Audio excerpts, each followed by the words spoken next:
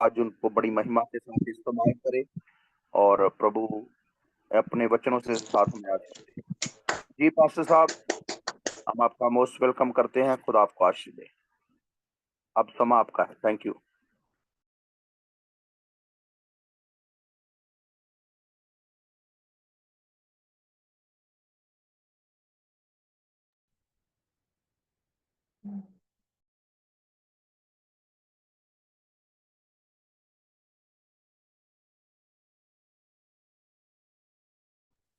Sorry, ये बीच में से।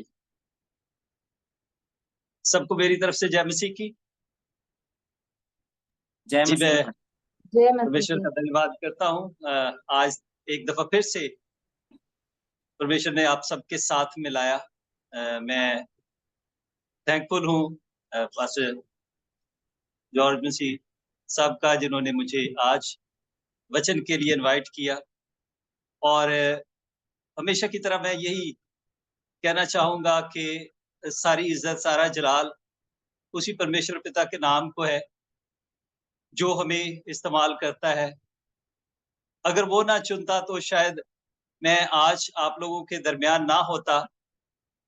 ये उसका अनुग्रह है, ये उसका फजल है कि उसने मुझे इस खिदमत के लिए चुना और वो ही मुझे इस्तेमाल कर रहा है। तो मैं सबसे पहले उस परमेश्वर पिता का शुक्रगुजार हूँ, धन्यवाद करता हूँ, थैंकफुल हूँ। और उसके बाद आप सब लोगों का, जिन्होंने मुझे आज के दिन आज का वचन देने के लिए या आज के वचन में से हम सब के सीखने के लिए मुझे इनवाइट किया। तो मैं सबको थैंक यू कहता हूँ। और मैं बेहद खुश हूँ कि आप सब लोग जागते रहते हैं और परमेश्वर में इकट्ठे रहते हैं, क्योंकि खुदा के वचन में ये लिखा है कि जब तुम उन दिनों को करीब आता देखो, उस समय को करीब आता देखो, तो इकट्ठे होने से बाज ना आना। तो आप लोग इकट्ठे होते हैं, परमेश्वर के वचन को सीखते हैं। तो ये सबसे ज्यादा महत्वपूर्ण बात है, सबसे ज्यादा जरूरी बात है जो आप कर रहे हैं। आज हम खुदावंद के वचन में से कुछ खास बात को सीखने को है। इट माइट पॉसिबल के ये आप लोग चूंकि वचन को सीखते रहते हैं, ये पहले भी आपकी नजर से गुजरा है, आपने सीखा होगा। आज कुछ नए तौर पे, जैसे मुझे परमेश्वर ने ज्ञान दिया, जैसे मुझे सिखाया, या मैंने इसको मुख्तलिफ तरह से समझने की कोशिश की, सीखने की कोशिश की और इसको सीखा। आज वही आप सबके साथ मैं शेयर करूंगा और हम सब आज के वचन में से सीखेंगे कि परमेश्वर की क्या इच्छा है, उसकी क्या मर्जी है, उसकी क्या विल है, जो हमें जानने की जरूरत है, जो हमें सीखने की जरूरत है। तो आज परमेश्वर के वचन में से हम देखेंगे मैथ्यू चैप्टर 13 वर्स 33। मुकद्दस मत्ती रसूल का अंजीली बयान, उसका 13वां अध्याय और उसका वचन 33। अगर आप में से कोई इसको रीड कर दे तो ये अच्छा होगा, ताकि हम सब इसको समझ सके। उसने एक और दृष्टांत उन्हें सुनाया। स्वर्ग का राज्य खमीर के समान है, जिसको किसी स्त्री ने लेकर 3 पसेरी आटे में मिला दिया, और होते होते वह सब खमीर हो गया। आमीन, आमीन, आमीन, आमीन। जैसा यहाँ पर हम परमेश्वर के वचन में देखते हैं, मुकद्दस मत्ती, मैथ्यू आज के इस वचन को कुछ इस तरह से लिख रहा है कि उसने एक और तमसील, दृष्टांत को उर्दू में हम तमसील कहते हैं, उनको सुनाई कि आसमान की बादशाही उस खमीर की मानद जिसे किसी औरत ने लेकर 3 पैमाना आटे में मिला दिया और वो होते होते सब खमीर हो गया। तो आज का हमारा जो विषय है, जो आज का हमारा टॉपिक है, ये है खमीर, यीस्ट, लेविन। इसे आज हम सीखेंगे कि ये क्या है, क्यों ये दृष्टांत कही गई, और हर दृष्टांत के पीछे एक बहुत बड़ा रहस्य है, एक बहुत बड़ा विजन है, एक बहुत बड़ा आत्मिक विचार है जो परमेश्वर हम सब को सिखाना चाहता है। और ये उनके लिए है जो सीखना चाहते हैं। हम देखें कि जो प्रभु यीशु है, ये पैराबल्स में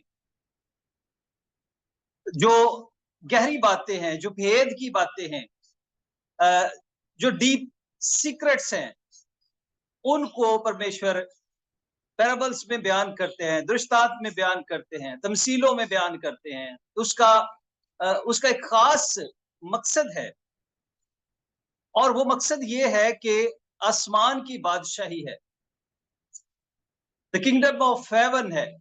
इसे कुछ लोगों पर जिनके अंदर भूख है, जिनके अंदर प्यास है, जो सीखना चाहते हैं, उनके सामने खोलता है वो।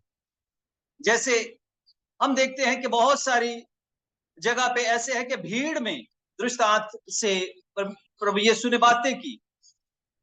अब उन पैराबल्स में, उन दृष्टांत में, उन तमसीलों में बातें जो की, वो भीड़ को समझ नहीं आई। और जब परमेश्वर प्रभु यीशु के चेले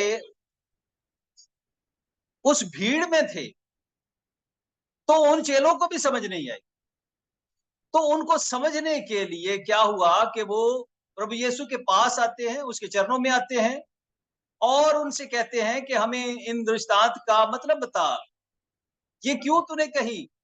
जैसे बीज बोने वाले की है, जैसे कड़वे दानों की है, तो इसी तरह से बहुत सी दृष्टांत जब यीशु ने भीड़ में कही, तो जो चेले थे वो प्रभु यीशु के पास आए। उन्होंने सेपरेटली प्रभु यीशु से पूछा, क्योंकि उनके अंदर थर्स्ट थी, उनके अंदर हंगर थी कि वो जाने कि ये क्या बातें करता है, किस लिए ये दृष्टांत प्रभु यीशु ने कही है। यहां पर भी एक दृष्टांत है, एक पैराबल है, और पैराबल दृष्टांत वो है जिसके अंदर एक भेद है। अब ये भेद जो सीक्रेट है, इसको जितनी देर तक डीकोड नहीं किया जाता, जितनी देर तक इसको खोला नहीं जाता, उतनी देर तक इसको कोई समझ नहीं सकता। और यहां पर भी हम आज इस दृष्टांत को समझने की कोशिश करेंगे, इसको कि परमेश्वर किस तरह से ये हमारे लिए खोलना चाहता है। जैसा यहां पर 3 पैमाना आटा की बात की गई है। अब आटे से क्या बनती है? रोटी बनती है। और रोटी क्या है? ये परमेश्वर का वचन है, उसका कलाम है, द वर्ड ऑफ गॉड है, दैट रिप्रेजेंट्स ब्रेड। प्रभु यीशु ने भी ये कहा कि I am the bread of life, मैं जिंदगी की रोटी हूं, जो मुझे खाता है वो कभी भूखा नहीं होता और वो कभी मरता नहीं है। आज हमें इसमें से सीखने की जरूरत है कि ये जो 3 पैमाना आटा है, ये 3 पैमाना आटा कौन सा है जिसमें ये खमीर, ये यीस्ट, ये लेवन मिलाया गया है। अगर हम परमेश्वर के वचन में से देखें तो 3 अदवार हैं, 3 दौर हैं जिनमें परमेश्वर ने अपने कलाम को बयान किया। इनमें सबसे पहले अगर हम देखें तो ये आदम से नूह तक ये वैवक की व्यवस्था है, और इसके बाद हम देखें कि स्वतंत्रता की व्यवस्था है। यानी यहाँ पे शरीयत आती है, यहाँ पे व्यवस्था आती है, यहाँ पे लॉ आता है। और तीसरे फेज में यहाँ पर हम देखते हैं कि ये ग्रेस है, फजल है और अनुग्रह की व्यवस्था है। ये तीन पैमाना को जाहिर कर रही है जिसमें ये खमीर मिलाया गया है। पहले हिस्से को या दूसरी तरह से हम देखें कि एक स्पोकन वर्ड है, एक रिटन वर्ड है और एक लिविंग वर्ड है। यहां पर भी हम देखें कि तीनों अलग अलग है। तो जो तीन का जो हिंसा है ये बड़ा महत्वपूर्ण है, ये बहुत आम है। जैसे हम अगर देखें तो तीन जो है ये तीन आत्मिक को जाहिर करता है, आसमान को जाहिर करता है। जैसे तीन में हम ट्रिनिटी को भी देखते हैं कि father, son and the holy spirit. यहां पे भी हमें तीन, यानी ये आत्मिक चीजों के मुतल्लक बयान यहां पर हमें मिलता है। और जो चार है ये जमीन का नंबर है। अब जमीन का चारों दिशाएं हैं, इसी तरह से चार हैवान हैं और बहुत सारी चीजें जो चार के साथ जिनको जोड़ा गया है। और चार और तीन को मिलाते हैं तो ये एक परफेक्शन का 7 नंबर आ जाता है। और अगर चार को मल्टीप्लाई करते हैं तीन के साथ, 3 मल्टीप्लाइड बाय 4 तो ये 12 हो जाता है। ये भी एक जो कामल नंबर है, कंप्लीट नंबर है। ये भी प्रभु के एक खास मकसद को जाहिर करता है, जिसमें हम देखते हैं कि 12 कबीले हैं। यहां पर भी 3 पैमाना आटा जो लिया गया है, इस पे गौर करने की जरूरत है। और बुनियादी तौर पर अगर हम देखें तो ये जो खमीर है, खमीर बुनियादी तौर पे बेसिकली ये एक नेगेटिव कॉन्सेप्ट को जाहिर करता है, एक नेगेटिव कॉन्सेप्ट को जाहिर करता है। लेकिन इसके साथ साथ एक पॉजिटिव कॉन्सेप्ट भी है। जैसे हम देखते हैं कि प्रभु यीशु ने ये कहा कि यहूदियों के खमीर से बचना। जैसे हम खुदा के जिंदा कलाम में देखते हैं, लूक चैप्टर 12 उसकी वर्स 1 में प्रभु ये कहते हैं कि इतने में जब हजारों आदमियों की भीड़ लग गई, यहां तक कि एक दूसरे पर गिरा पड़ता था, तो उसने सबसे पहले अपने शागिर्दों से ये कहना शुरू किया कि उस खमीर से होशियार रहना जो फरीसियों की रियाकारी है। आप इसको रीड कर सकते हैं ताकि बाकियों को भी ये क्लियर हो जाए। Luke chapter 12 verse 1।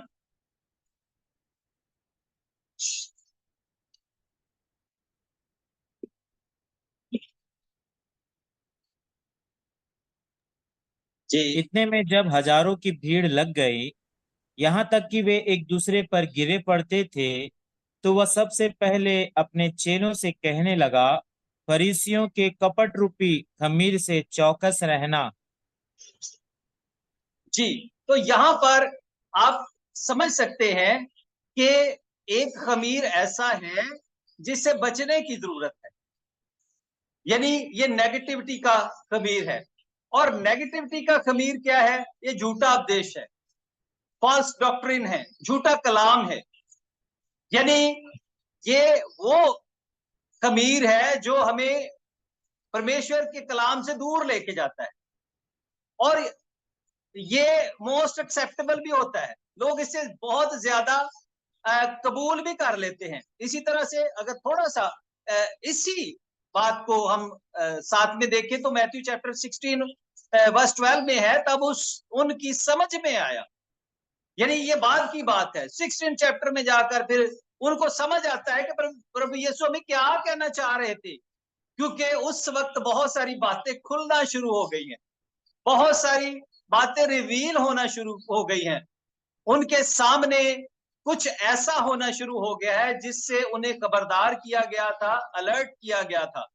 और यहां पर यही लिखा है, तब मैथ्यू चैप्टर 16 वर्स 12, तब उनकी समझ में आया कि उसने रोटी के खमीर से नहीं बल्कि फरीसियों और सदूकियों की तालीम से खबरदार रहने का कहा था।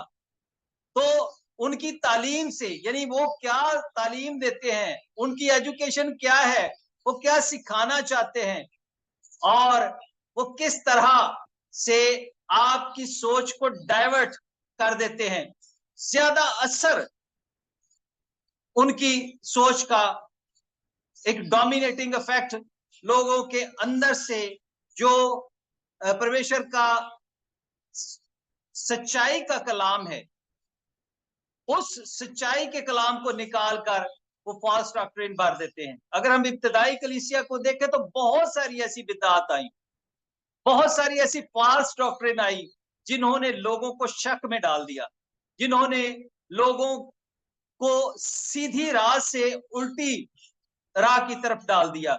और यही फॉल्स डॉक्ट्रिन जब हम जेनेसिस में देखते हैं तो यही फॉल्स डॉक्ट्रिन जो अबलीस है, जो सैटन है, जो सरपेंट है, वो भी जब ईव के पास आता है, हवा के पास आता है, तो वो उसको यही फॉल्स डॉक्ट्रिन सिखाता है। और फॉल्स डॉक्ट्रिन होती क्या है कि आपसे ये कहा जाता है कि कुछ नहीं होता, आपको कुछ नहीं होगा, इसमें कुछ फर्क नहीं है, थोड़ा सा करने से कुछ फर्क नहीं होता, आपने प्रभु यीशु को कबूल कर लिया, that's enough, there is no need to do more. लेकिन जब हम परमेश्वर के वचन में से देखते हैं तो वहां पर यह लिखा है कि जो आखिर तक वफादार रहता है वो जिंदगी का ताज हासिल करता है। तो आखिर तक वफादार, तंग दरवाजा में से दाखिल होने के लिए जां पेशानी करो, ये एक स्ट्रगल है। और इस स्ट्रगल में आपको ईच स्टेप केयरफुल रहने की जरूरत है, आपको सावधान रहने की जरूरत है, आपको हर तरह से खबरदार रहने की जरूरत है कि आपसे कोई मिस्टेक ना हो, आपसे कोई गलती ना हो। मैं एक खुदा के दास से ये बात सुनकर बड़ा ही दुखी हुआ, बड़ा परेशान हुआ। वो कहते हैं कि जब हम प्रभु यीशु को कबूल कर रहे थे तो फिर हम कोई भी गुनाह करते हैं तो वो गुनाह नहीं होता बल्कि गलती होती है। अब गुनाह गुनाह है, गलती गलती है।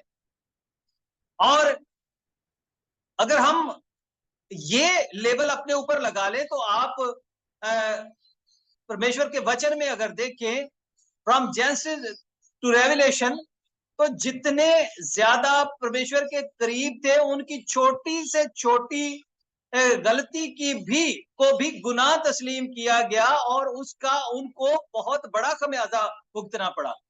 इसलिए पौलुस भी ये कहता है कि मैं बच्चा था तो बच्चों की सी बातें करता था, बच्चों की सी समझ थी, अब आईने में धुंधला सा दिखाई देता है, लेकिन फिर उसको रूबरू देखेंगे। वो ये कहता है कि हमें परमेश्वर में के कलाम में बढ़ते जाने की जरूरत है, आगे बढ़ते जाने की जरूरत है। हम पतरस को भी देखते हैं तो वो भी यही कहता है कि अब हमें दूध की ग़िज़ा की जरूरत नहीं बल्कि हमें ठोस ग़िज़ा की जरूरत है। इट मीन्स कि हमें बचपना छोड़ना है और मैच्योरिटी की तरफ बढ़ना है। ये मैच्योरिटी क्या है? मैच्योरिटी यही है कि जो हम पहले करते रहे थे वो हमने नहीं करना। जैसे प्रभु यीशु के पास जॉन 3 में निकोदेमस आता है, शरह का आलम है, कोई आम शख्स नहीं है, और प्रभु यीशु से कहता है कि मैं किस तरह से खुदा की बादशाही में दाखिल हो सकता हूं, मुझे भेद सिखा, क्योंकि तू खुदा की तरफ से, परमेश्वर की तरफ से उस्ताद बनाकर भेजा गया है। उस पर यह बात खुल गई कि ये आम शख्स नहीं है, ये आम बातें करने वाला नहीं है, ये बड़ी खास बातें कर रहा है। और ये जो बातें कर रहा है ये उस किंगडम ऑफ हेवन की तरफ लेके जाने वाली बातें हैं। वो ये जान चुका था कि ये हकीकत में उस भेद को जानता है कि जिससे हम खुदा की बादशाही में दाखिल हो सकते हैं। तो वो पूछने के लिए है रात की तारीकी में, अंधेरे में, तो प्रभु यीशु ने कहा था कि निकोदेमस, जब तक तू नए सिरे से पैदा नहीं होता तो खुदा की बादशाही को देख भी नहीं सकता। We need to born again। और जब born again होते हैं तो हमें अपनी वो पुरानी बुरी बातें, पुरानी गलतियां, अपने पुराने पार्ट सब कुछ पीछे छोड़ देने की जरूरत है। जैसे पौल भी यही कहता है, और वो अपनी सारी पुरानी जिंदगी को कूड़ा समझता है। इसी तरह से हमें अपनी पुरानी इंसानियत को कूड़ादान में फेंकने की जरूरत है और आगे बढ़ने की जरूरत है। और जब तक हम आगे नहीं बढ़ते, अपनी पुरानी इंसानियत को कूड़ादान में नहीं फेंकते, उसे दफन नहीं करते, जो बपतिस्मा है बुनियादी तौर पर अपनी पुरानी इंसानियत को दफन कर देने का नाम है। That is baptism, that is the way to born again. और इसी तरह से हम जब नए सिरे से पैदा हो जाते हैं तो फिर हमने पुरानी इंसानियत की तरफ नहीं जाता। जब ये कहा जाता है कि हम नूर के फर्जंद है, we are the sons of light, then we don't need to go back to the dark again. उस डार्कनेस में हमें जाने की बिल्कुल जरूरत नहीं है। ना ऐसे हमें ऐसे वैसे वचन जो हमें दिए जाते हैं, ऐसी हमें ख्याल दिया जाता है, ऐसे हमें उपदेश दिए जाते हैं इस तरह के कि हम कुछ भी कर लें, दैट्स इनफ, बिकॉज हमने उद्धार कर लिया है, हम उद्धार पा चुके हैं, हमने प्रभु यीशु को कबूल कर लिया है, और कबूल करने के बाद हम जो कुछ कर लें कोई बात नहीं, खैर है।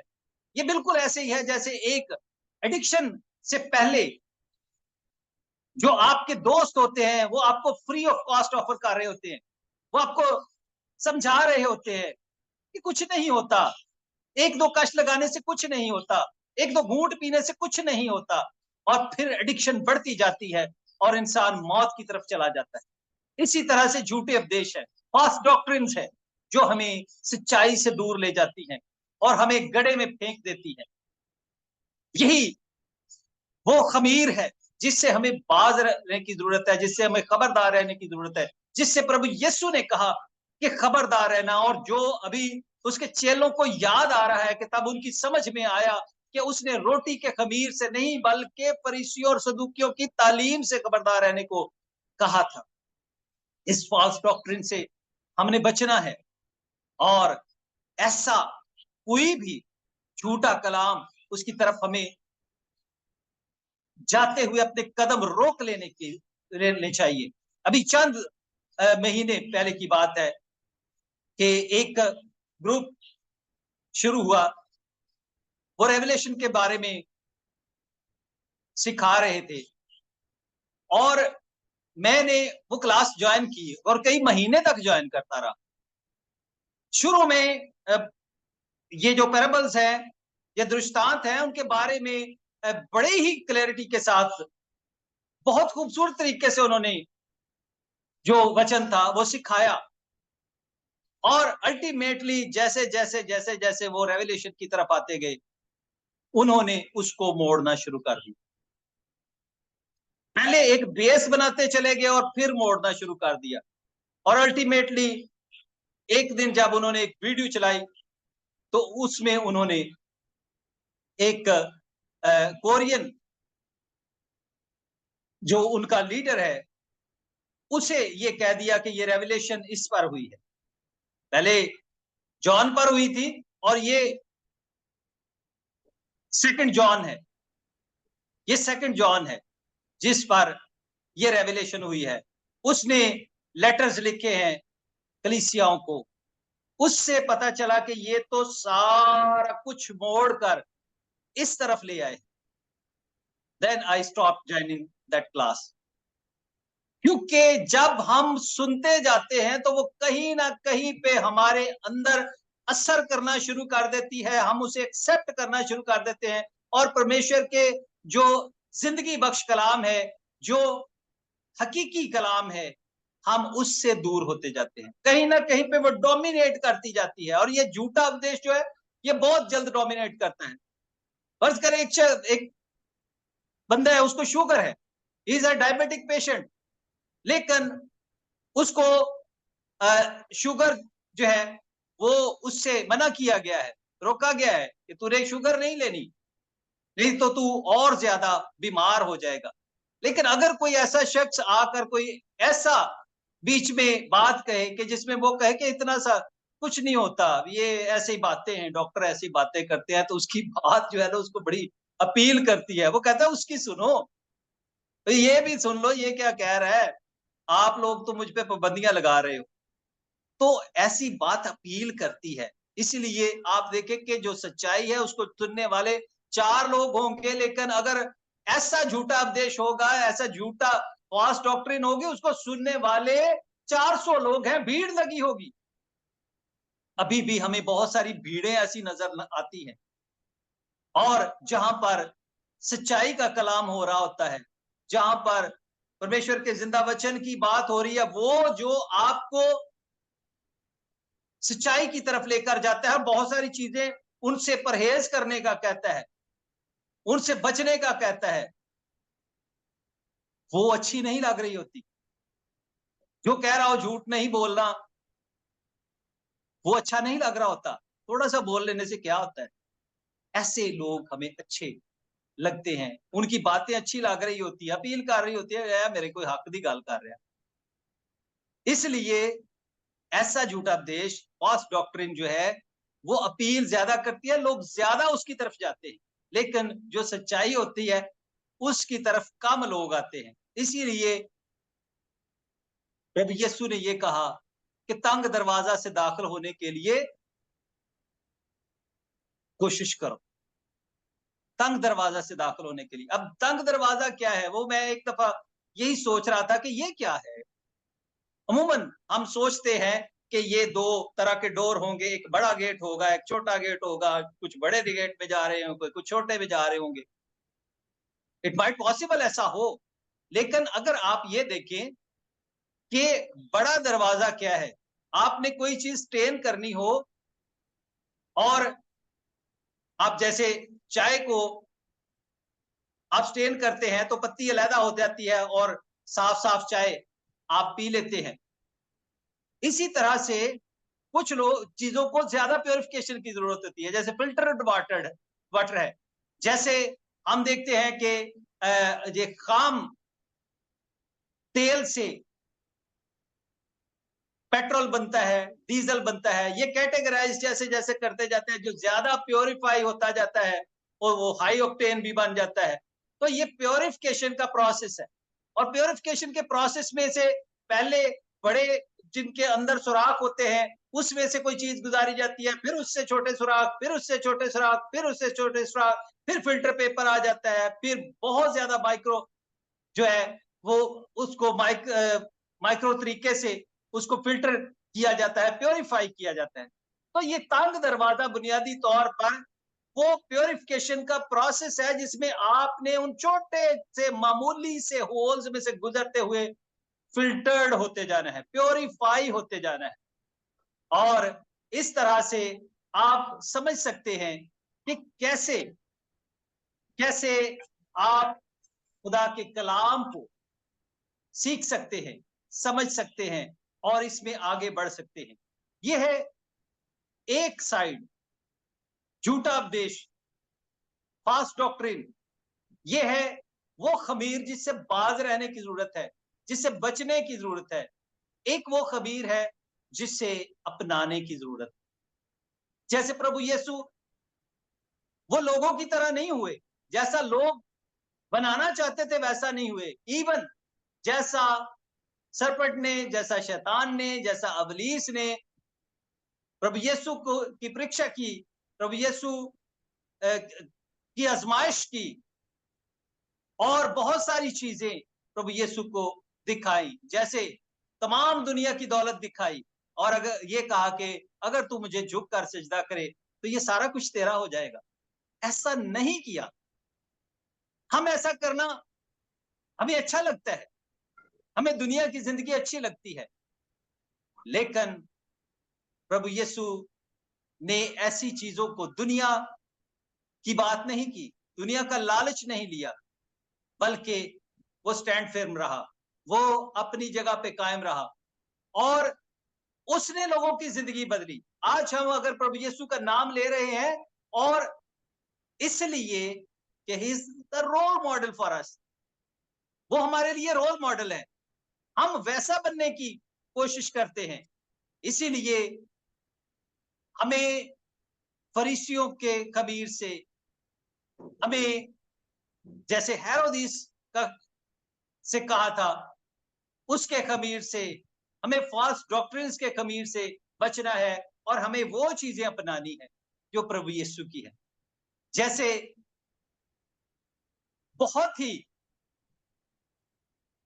बड़ी बात पॉल ने की रोमियो के खत में, रोमन्स चैप्टर 7 वर्स 4, बस ए मेरे भाइयों, तुम भी मसीह के बदन के वसीला से शरीयत के एतबार से इसलिए मुर्दा बन गए कि उस दूसरे के हो जाओ जो मुर्दों में से जलाया गया, ताकि हम सब खुदा के लिए फल पैदा करें। हमारी लाइफ जो है वो फ्रूटफुल होनी चाहिए, और ये फ्रूटफुल कैसे हो जाती है? जब हम उस असल जो वाइन है उसके अंदर हम व्यवस्थ हो जाते हैं, उसके अंदर जुड़ जाते हैं। जो उसके साथ जुड़ता है वो फल लाता है। जो डाली मुझ में कायम रहती है वो बहुत सा फल लाती है। हमें उसमें जुड़ने की जरूरत है, उस जैसा बनने की जरूरत है, तब हमारी जिंदगियां फलदार होंगी। जैसे गलतियों के खत का 2 बाब और उसकी 20वीं आयत में, गलेशियंस चैप्टर 2 वर्स 20 में, मैं मसीह के साथ मसलूब हुआ हूं। पॉल कहता है मैं मसीह के साथ मसलूब हुआ हूं, और अब मैं जिंदा ना रहा बल्कि मसीह मुझ में जिंदा है। और मैं जो अब जिस्म में जिंदगी गुजारता हूं तो खुदा के बेटे पर ईमान लाने से गुजारता हूं, जिसने मुझसे मोहब्बत रखी और अपने आप को मेरे लिए मौत के हवाला कर दिया। ये बात हम बहुत दफा बोलते हैं कि अब मैं जिंदा ना रहा बल्कि मसीह मुझ में जिंदा है। एक्चुअली यही वो राइट यीस्ट है, वो राइट लेवन है, वो अच्छा खमीर है जो हमें अपने अंदर लेने की जरूरत है। आप देखें कि एक तजर्बे से आप गुजरे होंगे कि दूध को दही लगाया जाता है तो उसके बाद वो सारा का सारा दही बन जाता है। और उसमें एक एक्सपीरियंस मैंने भी किया, क्योंकि घर में ऐसा होता है कि जब भी दही जमाना होता है, दूध घर में होता है, तो कोई थोड़ा सा दही पड़ा हो तो मेरी मिसेज मुझे कहती है कि आप ये दही लगाएं, आप लगाएंगे ना तो ये अच्छी तरह जमेगा। वो अमूमन ऐसे होता है कि वो लगाए तो अच्छा जमता नहीं है, तो वो मुझे कहती है कि आप जो है दही लगाए तो अच्छा जमेगा। उसमें मेरे एक्सपीरियंस कुछ हुए। मैंने ये देखा कि जितना अच्छा दही होता है, जितना अच्छा खट्टा होगा, या पंजाबी च असीं कहने कि जिन्नी चंगी जाग होएगी, यही बुनियादी तौर पर खमीर है, उतना अच्छा दही बनेगा। अगर आपका वो लस्सी सही नहीं मिली, दही आपका पहले से फटा हुआ है, तो आप वो दूध अच्छे दूध में भी लगाएंगे तो वो दूध फट जाएगा, वो अच्छा दही नहीं बनेगा। इसका मतलब है जितना अच्छा खमीर होगा उतना अच्छा आगे रिजल्ट प्रोड्यूस होगा। इसलिए जब हमारे अंदर, इवन आप देखें कि अगर आप वो यंग्स वालों का यॉगर्ट लेंगे, उसकी आप खट्टा लगाएंगे ना दूध को, तो वो वैसा बन जाएगा। इसका मतलब है जितना अच्छा खमीर होगा, जितना अच्छा आप उसके अंदर खमीर डालेंगे, उतना अच्छा रिजल्ट प्रोड्यूस होगा। अब जितने अच्छा हम अपने अंदर कलाम को लेंगे, हमारी जिंदगी अपनी जितनी अच्छी होगी, जितना मसीह के रोल मॉडल को हम फॉलो करते होंगे, तो फिर दूसरे भी वही असर लेंगे। यह है अच्छा खमीर, positive concept of the yeast और लेवन। ये खमीर का मुस्बत पहलू है, पॉजिटिव पहलू है, जिसको हमें अपने अंदर लेने की जरूरत है। जिस तरह से पॉल कहता है कि अब मैं जिंदा ना रहा बल्कि मसीह मुझ में जिंदा है। हमारी जिंदगी खत्म हो जानी चाहिए, हमारी जिंदगी की सोच, दुनिया की सोच खत्म हो जानी चाहिए। जब ऐसा होता है तो फिर हमारे अंदर एक नया इंसान जन्म लेता है। जब हम धार्मिकता से आत्मिकता की तरफ जाते हैं, जब हम धर्मी से आत्मी बनते हैं, तब हम उसको कबूल होते हैं, तब उसको पसंद आते हैं। एक और हमें स्टोरी में पता चलता है, नेक सामरी वाली स्टोरी में। नेक सामरी वाली स्टोरी में गो के जो लावी था और जो काहिन था, वो अपने आप को आत्मिक समझते थे, लेकिन वो बुनियादी तौर पर धर्म की तरफ जा रहे थे, धार्मिकता उनमें ज्यादा थी। लेकिन जो सामरी था वो सादा था, कुछ नहीं जानता था, लेकिन वो आत्मिकता की तरफ जा रहा है। वो उस शख्स को उठाता है जिसको जो डाकू है मार के अधमुआ करके फेंक के चले गए थे। जब तक हम धार्मिकता की तरफ रहेंगे, हम उस सच्चाई के कलाम से दूर रहेंगे, हम प्रभु यीशु की मर्जी को पूरा नहीं करेंगे। और जब हम आत्मिकता की तरफ बढ़ेंगे तो फिर हम उस के मकसद को अपनी जिंदगी में पूरा करेंगे। क्योंकि कलाम में यही लिखा है कि जो बातें ना आंखों ने देखी, ना कानों ने सुनी, ना इंसान के दिल में आई, वो सब उसने अपने मोहब्बत करने वालों के लिए तैयार कर उन पर जाहिर करता है। आज जरूरत हमें किस बात की है? आज हमें जरूरत इस बात की है कि हम उस के मकसद को समझे। साधु सुंदर सिंह जी ने एक बहुत खूबसूरत स्टोरी अपनी बुक में लिखी और इसका उन्होंने जो टॉपिक रखा ये है पानी कश्ती में या कश्ती पानी में। आप देखें कि जब तक कश्ती पानी में होती है, नाव जब तक पानी के अंदर होती है, तब तक वो उसके ऊपर तैरती रहती है। लेकिन जब पानी उस नाव में आ जाता है तो वो उसको डबो देता है। जब तक हम इस दुनिया में होते हैं और हमारे अंदर सच्चाई का कलाम होता है, हम इस दुनिया में कायम रहते हैं। लेकिन जब ये दुनिया हमारे अंदर बस जाती है तो ये हमारे ईमान की कश्ती को डबो देती है और हमें हलाकत की तरफ ले जाती है। तो हमने दुनिया को अपने अंदर नहीं बसाना, बल्कि इस दुनिया में रहते हुए अपने अंदर उस कलाम को रखना है जो प्रभु यीशु ने हमें दिया है। उस रोल मॉडल को अपने अंदर रखना है जो प्रभु यीशु ने हमें दिया है। और जब वो हमारे अंदर होगा तो फिर हम इस दुनिया में उसकी मर्जी को पूरा करेंगे। और हमारा इस दुनिया में रहने का मकसद यही है कि हम अच्छे खबीर को ले, और वही अच्छा खबीर अगर मेरे अंदर होगा तो वो प्रिवेल करेगा मेरी फैमिली में। अगर मेरी फैमिली में प्रिवेल करेगा तो आगे मेरी कलीसिया में, मेरे इर्द गिर्द के लोगों में वो प्रिवेल करेगा। और इस तरह से ये दिए से दिया जलाने का अमल चलता रहेगा। ये थोड़ा सा खमीर हो सकता है कि एक शख्स छोटा सा हो, मामूली हो, लेकिन अगर उसमें सच्चाई का खमीर मौजूद है, अगर उसमें प्रभु यीशु का खमीर मौजूद है, अगर उसने मसीह को पहन लिया है, तो वो बहुत सारी जिंदगियों को तब्दील कर सकता है, वो बहुत सारे चेंज लेके आ सकता है। हमने ये देखा कि मिशनरी कहीं पे एक आया, कहीं पे दो आए, कहीं पे चार आए, लेकिन हमारे पूरे बड़े सगीर को, सब कॉन्टिनेंट में को उन्होंने इस जहालत से निकालकर प्रभु यीशु के बना दिया। हमें धार्मिक से आत्मिक ले गए। यहाँ पर जब वो आए तो बहुत सारे तरफ अंधेरा था। उन्होंने लोगों को जाहिल नहीं कहा, उन्होंने उजड़ नहीं कहा, उन्होंने गंवार नहीं कहा, उन्होंने अनपढ़ नहीं कहा, बल्कि उन्होंने एजुकेशन देना शुरू कर दी। और एजुकेशन के साथ साथ उन्होंने परमेश्वर का जिंदा कलाम देना शुरू कर दिया।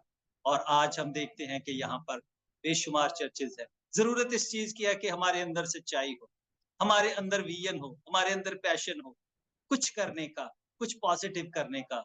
और वो पॉजिटिविटी जब तक हमारे अंदर नहीं होगी तब तक बहुत सारी जिंदगियों को चेंज नहीं कर सकती। प्रभु यीशु ने यह भी कहा कि तुम मैं दुनिया का नूर, फिर ये कहा तुम दुनिया के नूर। आज वही नूर हर जगह चमकने की जरूरत है। खुदावंद आज के कलाम के वसीला से हमें बहुत ज्यादा बरकत दे और हमें वैसा ही बनने की तौफीक अता करे जैसा परमेश्वर का जिंदा कलाम चाहता है, जैसा प्रभु यीशु चाहते हैं। God bless you all.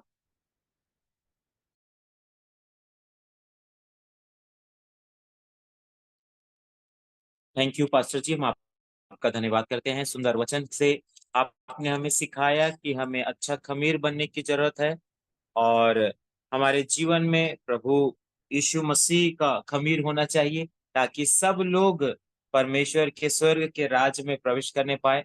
हम आपके अच्छी शिक्षा और गहरे बातों के को सीखने पाए हैं, हम आपका धन्यवाद करते हैं। आइए मेरे प्रिय, हम प्रार्थना में जाएंगे और हमारे बीच में पास्टर जॉर्ज खोसला जी है, वो अंतिम प्रार्थना करेंगे और आशीष वचन देकर इस मीटिंग को समाप्त करेंगे। हालेलुया। आइए सब अपनी आंखों को बंद करें आज के अच्छे वचन के लिए जो खुदा के मुख से हमें सीखने को मिला है, और हम खुदा के बंदे के जीवन के लिए प्रार्थना करते हैं। स्वर्गीय पिता, यीशु मसीह के नाम से हम धन्यवाद करते हैं आज के अद्भुत समय के लिए खुदावंदा, जब प्रभु हमने इन गहरी बातों को इस दृष्टांत से सीखा है खुदावंदा, ये वचन हमारे जीवन में कार्य करने पाए खुदावंदा। कोई भी शैतान की ताकत प्रभु इसको चुराने ना पाए। प्रभु मैं प्रभु आपके दास को आपके पवित्र लहू की सुरक्षा में लाता हूं, उनकी पूरी फैमिली को। प्रभु जब आपने उनको चुना है प्रभु जी, और इस्तेमाल कीजिए, हर जरूरत को पूरा कीजिए, फाइनेंशियल बंधन टूट जाए पिता, और तेरा दास प्रतिदिन बढ़ता जाए। प्रभु लीड करने वाले प्रभु तेरे सेवक को, पास्टर मिंतलाल को, उनकी पूरी फैमिली को तेरे पवित्र लहू की सुरक्षा में लाते हैं। पास्टर मानो को आपने अच्छा रखा, मैं आपका धन्यवाद करता हूँ पिता। और पिता मैं प्रार्थना करता हूँ प्रभु, ये जो मीटिंग के जितने भी तेरे बच्चे जुड़े हैं सबको आशीष कर, जो दुखी लाचार बीमार हैं वो सब चंगे हो चुके हैं खुदावंदा।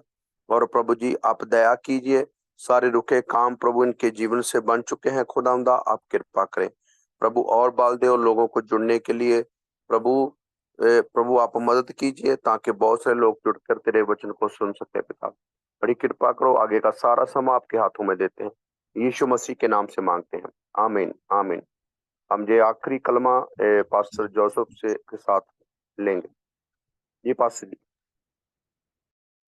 अब हमारे खुदावंद यीशु मसीह का फजल, खुदा बाप की मोहब्बत, पाकरू की रफाकत शराकत, आज की इस जूम मीटिंग में जुड़े हुए एक एक खानदान के एक एक फर्द के साथ, तमाम आलमगीर मसीह कलीसिया के साथ, खुदा के तमाम दास और दासियों के साथ और उसकी कौम बनी इस्राएल के साथ हमेशा से हमेशा तक होती रहे। तब बाप, बेटे और उन कुदस के नाम में आमीन आमीन आमीन। थैंक यू आमीन। Pastor ji, thank you pastor साहब, जो आपने समा दिया हमको, तो आपको बहुत आशीष दे। और जी पास्टर मिंतलाल जी। धन्यवाद सभी को, आपने समय निकालकर यहाँ मीटिंग ज्वाइन किए और सुंदर वचन को परमेश्वर के दास के माध्यम से हमने सुना है। प्रभु यीशु मसीह आपके संग और साथ रहे। आने वाले सप्ताह में हम फिर से इकट्ठे होंगे मेरे प्रियो, और बड़े भूख और प्यास के साथ अब इकट्ठा हों ताकि जो भी वचन प्रभु के दास और दासी के माध्यम से आए हम उसे ग्रहण करने वाले हो सके। हम सब प्रभु यीशु मसीह में बढ़ते जाएं और आशीष को प्राप्त करते जाएं। आप सभी को जय मसीह की। जय मसीह की। जय मसीह की। जय मसीह की। जय मसीह की। जय मसीह की।